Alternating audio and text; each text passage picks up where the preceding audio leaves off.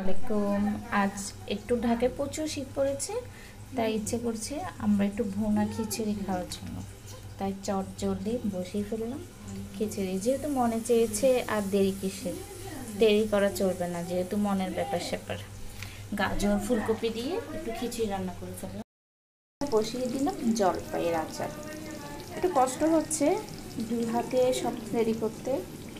যদি 10টা হাত হতো না আসলে খুব ভালো হতো। আমি প্রায় সময় ভাবি মেয়েদের আসলে 2টা হাত না হলে 10টা হাত হলে মনে হয় বেশি ভালো হতো।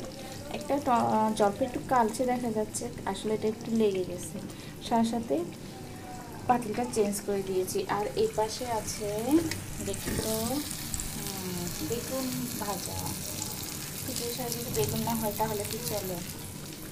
আর এই পাশে আছে, বসিয়ে দিলাম জলপাইয়ের আচার। একটু কষ্ট হচ্ছে দুই হাতে সব রেডি করতে।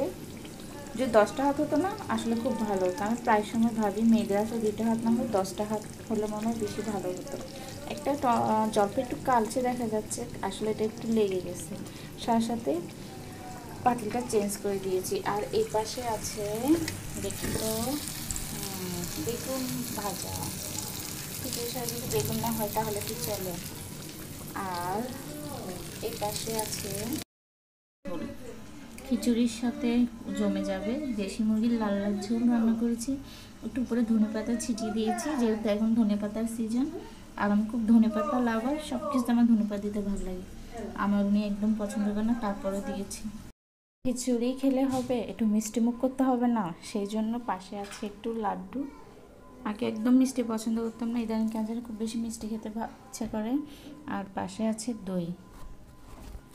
আজকে রাতটা একদম জমে ক্ষীর হয়ে যাবে।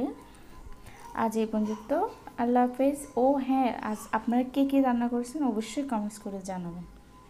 আল্লাহ হাফেজ, আসসালামু আলাইকুম।